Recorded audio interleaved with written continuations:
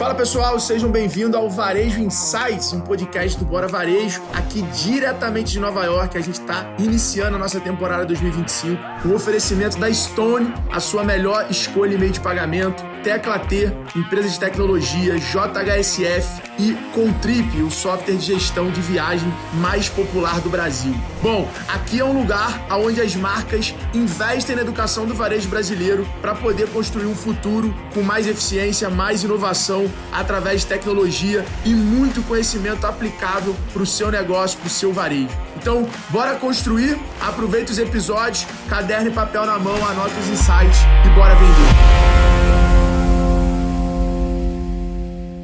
Fala galera, simbora para mais um episódio direto de Nova York.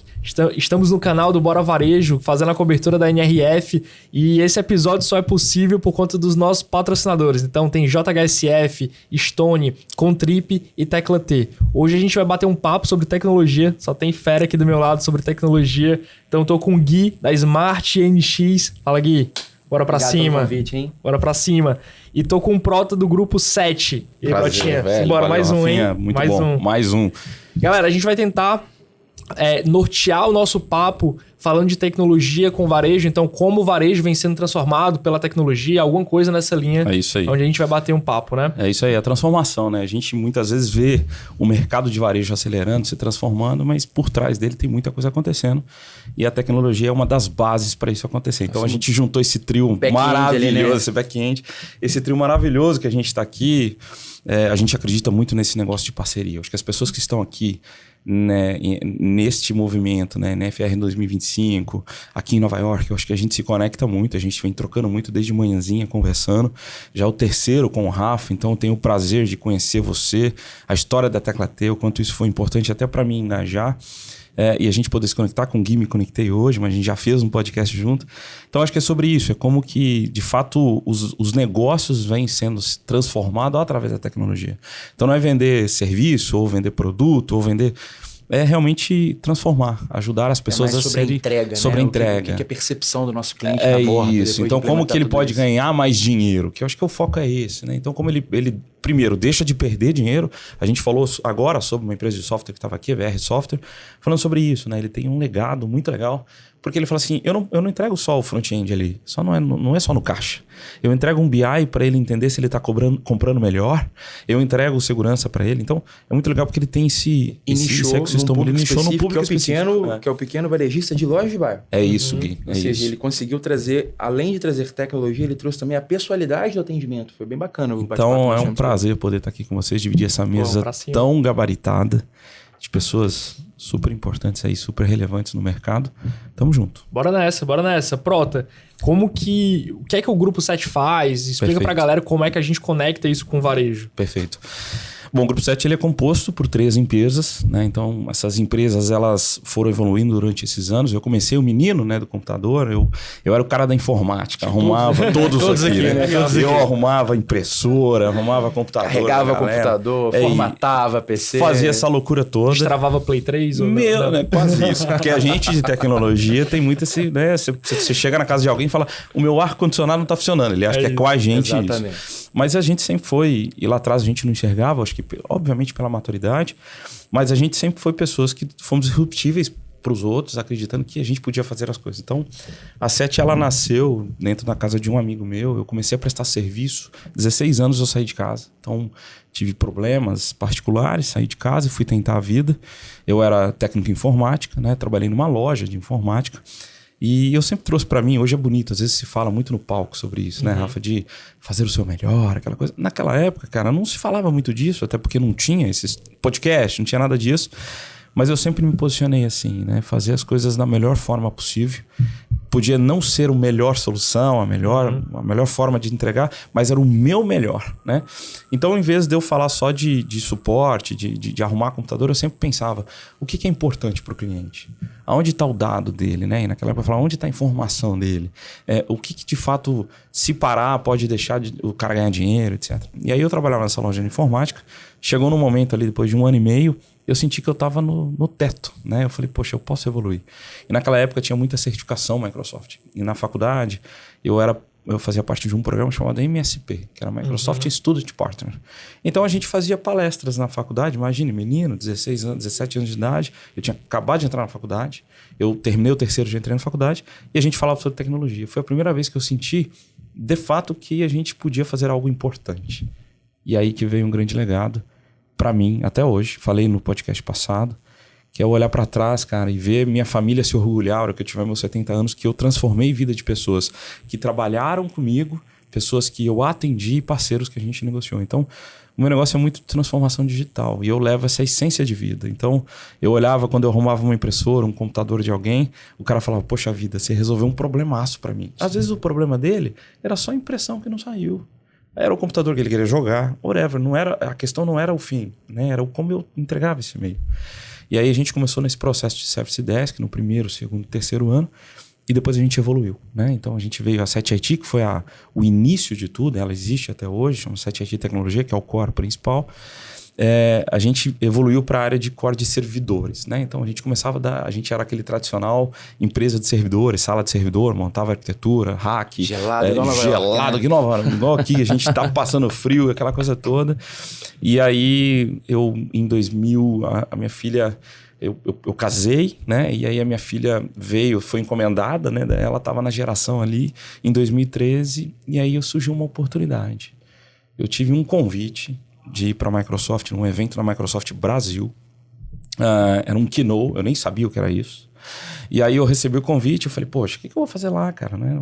Vou lá no meio da galera toda. E minha esposa falou, não, vai lá, tu tem que ir, oportunidade, né? Então vem aí aquela, né, tradicional insight de a gente aproveitar absolutamente todas as oportunidades. Se ela não vier, a gente cria, né? Então a gente tem que criar essas oportunidades. E aí eu lembro que eu entrei no elevador, ali no WTC, ali em São Paulo, entrei no elevador, a hora que abriu o elevador, eu parecia um pontinho amarelo no meio, né? Todo mundo de terno e gravata. E eu quase como estou aqui hoje, né? Só tava de camisa, calça jeans. Mas eu entendi que ali podia ser... Ainda era muito formal né? TI. Era muito formal, né? Isso, 2013, né? Então a gente está falando de quase 12 anos atrás. E para a tecnologia, né? 12 anos é uma velocidade absurda, né? Exato. A gente já existia, então quando eu saí de casa eu montei minha operação com 19 anos de idade, hoje eu tenho 39. Então faz 20 anos que eu faço a mesma coisa. E depois de 4 para 5 anos eu formalizei. Então eu dava nota fiscal de prefeitura, aquela coisa toda que a gente começou. Depois eu formalizei com o CNPJ. E ali eu já estava rodando para 3 para 4 anos esse movimento. E aí quando eu estava ali sentado ouvindo uma pessoa falar inglês, eu não falava zero inglês, né? E aí vem um outro, cara, eu preciso estudar, preciso falar inglês, né? Isso, nada mais nada menos, estava ali na minha frente Steve Ballmer, que era o presidente da Microsoft, sucessor do Bill Gates na época. E eu estava com um tradutor simultâneo, ouvindo o que ele estava falando. Ele estava falando sobre tecnologia de nuvem. Eu falei, caramba, que é isso, cara? Que é isso? Nuvem, caramba, eu nem consegui implementar direito o servidor, tô falando de nuvem. E ali vem a grande aprendizado para mim, cara, que teve uma moça que chegou para mim, que era gerente de canais de SMB, e falou assim para mim, onde tu quer chegar?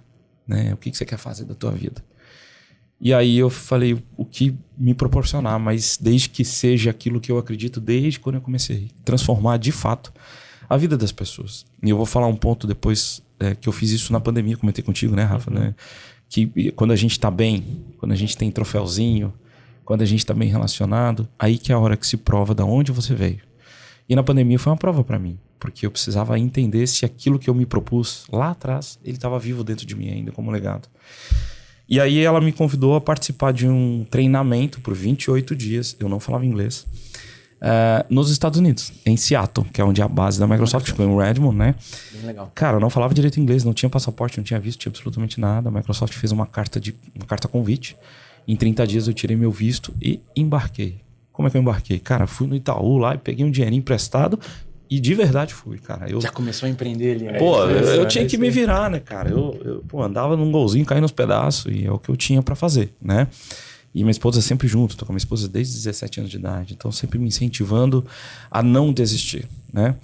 E ali fui, cara, fiquei 28 dias ali, sofri demais pra poder, porque eu aprendi o que estava sendo passado, mas eu fui, né? Cara e com a coragem, eu acho que esse é um grande...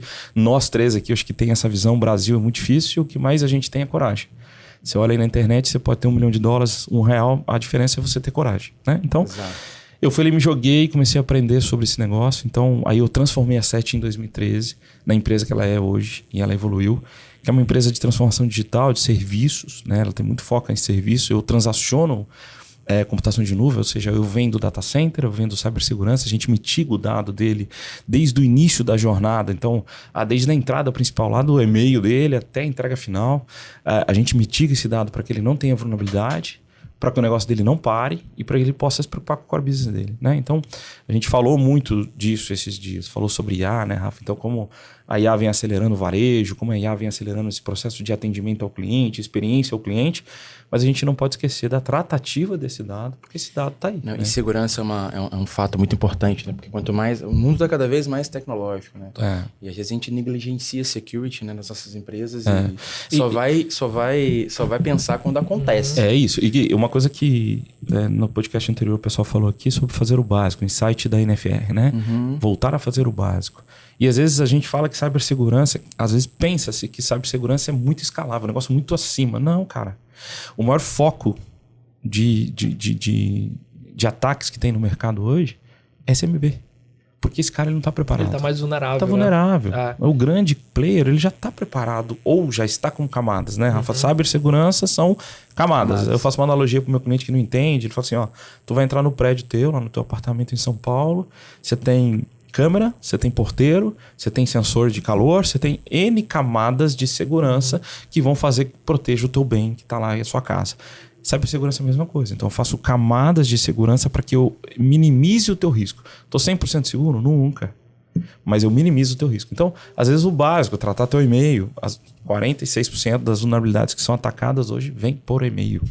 Então, cara, muita gente recebe e-mail vulnerável, não percebe e o negócio acontece, né?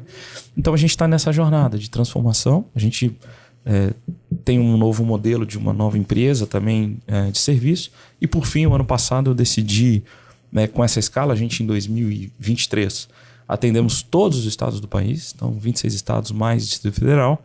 E aí eu tomei a iniciativa de mais uma vez meter a cara, coragem e me arriscar e abrir uma operação em Miami, fica ali em Aventura. Que legal. Para a gente poder atender. Quando você abriu? Em fevereiro do ano passado. E cara, eu vou contar uma aspas aqui. Eu tentei abrir 2 vezes e não deu certo. Não que isso seja trivial, tá? Mas eu tentei seguir pelo lado muito profissional. Não, tem que falar isso, tem que fazer isso, tem que fazer não sei o quê. Eu fui lá, o governo não aprovou. Fiz a segunda vez, não deu certo. Eu falei, cara, eu vou falar meu coração. Eu sentei na mesa como essa e falei, por que eu quero abrir uma empresa aqui de serviço, né? E contei esse propósito que eu acabei de contar para vocês. E aí ele falou, beleza, eu entendi o seu propósito agora. Então agora você pode começar. Que legal. E aí a gente atende com o nosso time de lá. Então eu dou oportunidade pro meu time de lá a crescer intelectualmente, a evoluir, né? E a gente pode escalar, porque tem uma deficiência de mão de obra aqui nos Estados Unidos, né? E a gente acredita que o brasileiro ele tem um jeitinho diferente de tratar as coisas. E se a gente conseguir ter a experiência, o cuidado, ouvir o cliente melhor, a gente pode ter sucesso aqui. Então a Microsoft nos endossou para vir para cá antes. E aí eu trabalho com uma ferramenta de cibersegurança chamada Fortinet, que ela é líder de mercado. Conheço. E ela também nos abriu a oportunidade aqui nos Estados Unidos. Então a gente está nesse movimento agora, vai fazer 1 ano. Passa muito rápido. Mas eu sou muito grato, como o pessoal estava falando no anterior, né, cara? A gratidão de poder estar aqui. Uma analogia que eu faço, Prota, super interessante sobre o que você disse de expandir a sua empresa, né? É uma história um pouco parecida com a sua, né? Resguardada aí os momentos, mas aonde eu estive também, quando eu empreendi, deu meu teto. Eu comecei a empreender porque chegou no limite daquela empresa. Será que a gente não tem deixado... Será que nós não estamos criando teto nas nossas companhias? Será que realmente eu tenho deixado os meus colaboradores crescerem mais? É isso. Então, assim, principalmente em TI, né, a gente sofre muito, que é contratação de pessoas, né? É um mercado pulsante, né? Um ticket médio mais alto de colaboradores. Muitas vezes eu vejo isso. Não é nem a grana, é o desafio. É isso. E você está numa companhia que se expõe, né? E continua, permite que o colaborador continue crescendo junto à companhia, isso faz uma diferença danada. E também o próprio varejo, né? Acho que a gente vê ali, em tantas oportunidades ali dentro de crescimento, expansão, e tem pessoas boas. E o varejo tem uma característica muito interessante, que é um trabalho primário, né? O caixa ali e tal. E muitos dos nossos diretores que a gente conheceu aqui na NRF começaram no caixa. Eu conheci pelo menos uns 4 aqui na NRF. Então, acho que proporcionar essa experiência para os nossos colaboradores e dar esse caminho de crescimento e deixar isso claro é bem importante. A experiência. E aí, no final, a gente tem uma jornada de transformação digital que a gente acopla muitos parceiros, assim como vocês, né? Então, eu não consigo fazer tudo. Ninguém consegue fazer tudo. E o mercado de tecnologia é muito gigante, né? Então, a gente tem, até comentei com o Rafa esses dias, a gente tem um ecossistema de parceiro já que funciona há 7, 8 anos mais ou menos, um grupo de WhatsApp, onde a gente troca todos os dias informações sobre o mercado, cliente e problemas que está acontecendo. E, cara, alguém pode me ajudar nessa demanda, né? E eu acho que a gente cresce muito. Então, o cliente que precisa ali, hoje eu tenho um ICP, assim, eu estou olhando um cliente mais SMB, a gente atende corporate, enterprise, mas eu estou olhando o mercado SMB porque é um mercado que precisa de ajuda. Muita. É um mercado que não está pronto ainda para receber isso. E aí, talvez, através da tecnologia, eu possa impulsionar ele, né? Então, aplicando IA no dia a dia para que ele tenha mais eficiência, não permitindo que o dado dele vaze, ajudando ele a ter mais mobilidade, fazendo um processo, a gente cria ali junto com um processo de comunicação, né, com esse modelo híbrido de trabalho, um pouco de home office que ainda existe, aquela coisa, a gente aplica ali meios de comunicação, um hub de comunicação para que o funcionário tenha mais eficiência.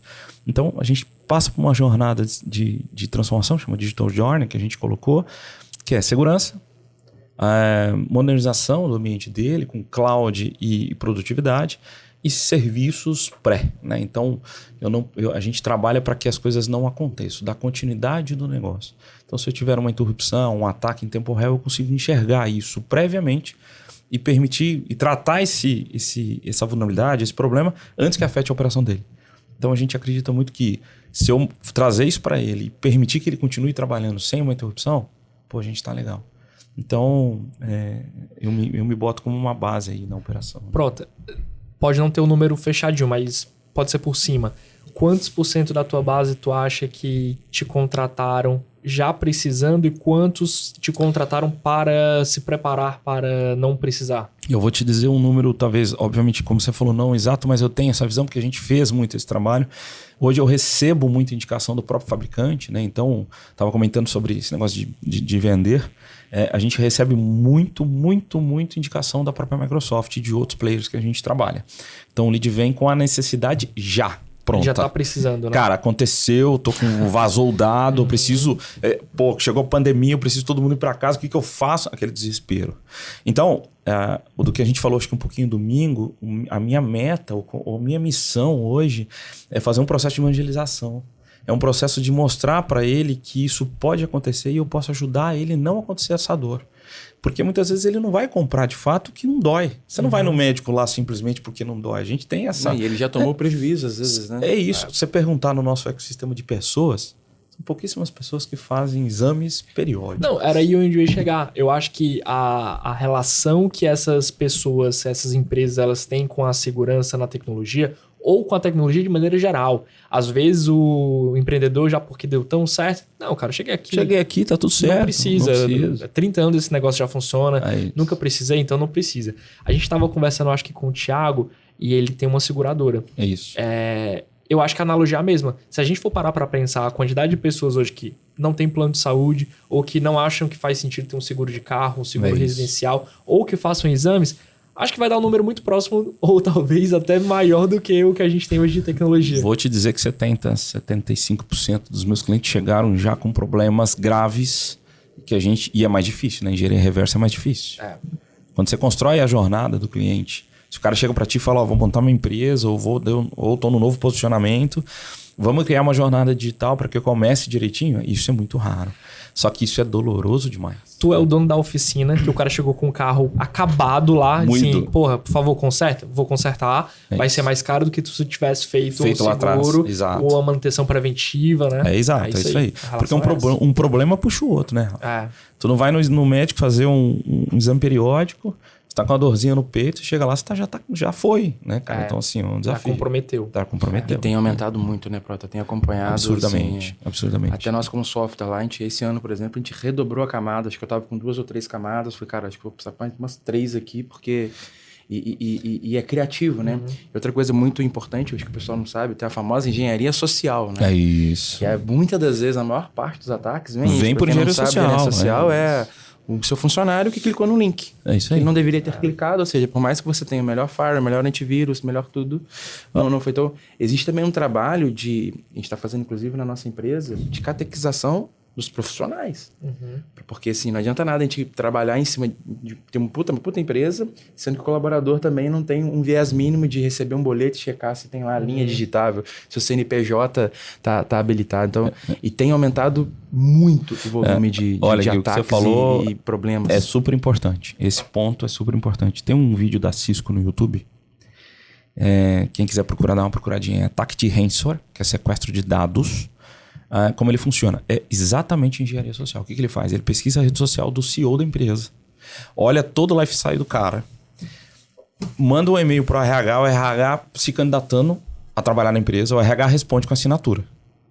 Ele pega essa assinatura, pega todo o ecossistema de vulnerabilidade, consegue identificar o sistema de e-mail dele e muda só o site. Por exemplo, XTO. Ele bota XIO. O cara nem viu. Ou XLXI, nem viu. Aí o colaborador recebe esse e-mail com assinatura bonitinho e dentro dessa JPEG ali, daquele PNG da assinatura fake, tem uma vulnerabilidade. E ele não tem uma tratativa no e-mail. Ele recebe um e-mail do CEO pedindo para que todo mundo clique no documento que é um anúncio do CEO, o cara abre o PDF, só que nessa hora que ele abriu, ele fez um motorzinho, funcionou, disparou, pronto, infectou. Isso é um caso real. Tá no site, no YouTube com esse link da Cisco. É um caso real. A operação parou. E aí o processo evoluiu, né, Rafa? Hoje a cibersegurança é assim, ó.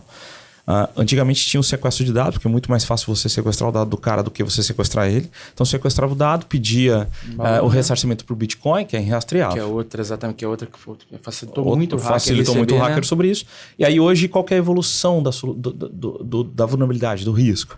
Ele já identifica qual é o dado que está ali. Então vamos falar lá, você pega uma grande companhia, ele criptografa esse dado. Se você der um Google aqui, você vai ver grandes varejistas que sofreram em 2023 com ataques. Grandes marcas, né? Grandes marcas. Porque ele não se preocupa o quanto dado... E olha só, quanto dado de pessoas tem ali dentro, quanto dado é transacionado, como que está cuidando desse dado. Então acho que é um insight importante para essa área de varejo, porque todo mundo entra, se cadastra no marketplace, põe o dado ali, às vezes ele nem compra. Mas o dado dele está ali. Já está salvo. Já está salvo. Então, como é que as empresas estão se preocupando com a tratativa do dado? E se existir um início de um vazamento, o que é feito? Acho que isso é importante. Mas o ponto principal ali que a gente traz nesse processo de transformação é que o pessoal deixa de fazer essa tratativa, deixa de olhar esse dado, essa vulnerabilidade, ele vem evoluindo. Então ele fala assim, olha, eu não sequestrei mais o seu dado, eu vou pegar a Rafa, você é importante no país. Você tem 600 colaboradores, a Tecla tem importante em grandes players de mercado. Isso é uma verdade. Beleza. O dado do Rafa é importante para mim. Então, ao invés de ele pedir o sequestro, devolver só o seu dinheiro, ele já sabe o seu nível de criticidade, o seu nível de valor dentro do seu dado, e ele pede mais por isso. Ele fala, esse aqui é o Rafael da Tecla T. Não é o menino do interior. Sim. É o Rafael da Tecla T. Ou seja, não é $50 mil, pode ser $100 mil. Agora é $100 mil. Então... Antigamente era um padrãozinho, né? Era um padrão. Entrou o vírus, baixou, pagava lá, sei lá, $1.000. É isso. Agora eles já evoluíram. Então, o objetivo da SET, todo o grupo da SET, é mostrar para o cliente que existe essa dor e que a gente está pronto, através de nós ou de parceiros, por exemplo, como vocês, a proteger o negócio dele, impulsionar o negócio dele, deixar que ele seja mais rentável e ele possa, de alguma forma ali, utilizar a tecnologia para crescimento, né? Cara, eu acho que é isso. Estamos chegando já no final do nosso episódio. Mas eu acho que uma mensagem final que a gente pode passar para a galera, talvez ver se vocês concordam, é que acho que as empresas, quando vêm para a NRF, e o foco principal é o varejo, vem muito olhando para várias verticais. Vou ter que investir em experiência do meu cliente, vou ter que investir no marketing, vou ter que investir em várias ações. Mas uma camada importante é a tecnologia, seja para segurança, seja para inovar, seja para qualquer que seja uma transformação tem que acontecer com tecnologia. É isso, Então, acho que a mensagem é Acho que a essa. mensagem é essa. É um pilar importante A para o gente é acostumado a crescimento. lidar com o varejo ele tem sim o hábito de investir na placa de LED, no stand bonito, na gôndola e tal. E muitas vezes esquece que tudo aquilo ali passa por tecnologia. Acho que o Prota trouxe um tema super sensível, que muitas vezes é negligenciado mesmo, como você disse, 75% já sofreu, que é segurança. É isso. E é super importante esse tema, porque não só passa pela questão de uma indisponibilidade da operação no sentido de perder faturamento, mas pode gerar danos catastróficos e tal. Tipo, o varejista tem que ficar ligado nisso. Tecnologia é investimento, não é custo. É investimento trivial. Galera, é isso. Mais um episódio direto de Nova York, cobrindo aqui a NRF. Estamos no canal do Bora Varejo e esse episódio foi possível pela Contrip, pela JHSF, pela Stone e pela Tecla T. Fique ligado, esse livro, Varejo Insights, vai ser lançado com os insights da NRF de 2025. Vai ter evento, vai ter porrada de conteúdo aí no decorrer. Sigam a galera, sigam o Bora Varejo, vamos movimentar isso. Bora lá. Se precisar de informação, segue lá, @prota. A gente compartilha sempre um pouquinho dessas mensagens de transformação. Boa. Simbora, galera. Valeu. Valeu, abraço. E aí, curtiu esse episódio? Não esquece de seguir aqui o nosso canal e, sem dúvida, seguir o nosso perfil no Instagram, @BoraVarejo, para que você tenha mais acesso a conteúdo sobre varejo, com qualidade e aplicabilidade no seu negócio. Até o próximo episódio e tamo junto.